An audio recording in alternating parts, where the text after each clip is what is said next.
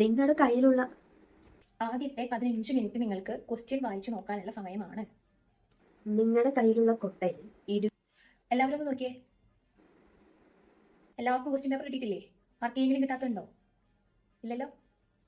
നിങ്ങളുടെ കയ്യിലുള്ള ഇന്നലെ പഠിപ്പിച്ച ഏതെങ്കിലും ക്വസ്റ്റ്യൻ ആരെങ്കിലും തെറ്റിച്ചിട്ടുണ്ടെങ്കിൽ സത്തെല്ലാണത്തിന് ഞാൻ ക്ലാസ്സിൽ പുറത്താക്കും കേട്ടോ. നിങ്ങളുടെ കയ്യിലുള്ള ക്വസ്റ്റ്യൻ നല്ലതുപോലെ വായിച്ചതിന് ശേഷം മാത്രം ഉത്തരം എഴുതണം. മനസ്സിലായോ?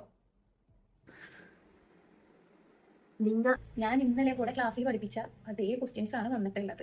അയ്യോ, ഫുൾ മാർക്ക് മേടിക്കാനുള്ള എല്ലാ ക്വസ്റ്റ്യൻസും ഇതിലുണ്ട്. നിങ്ങൾ മര്യാദയ്ക്ക് എഴുതിയാൽ മതി.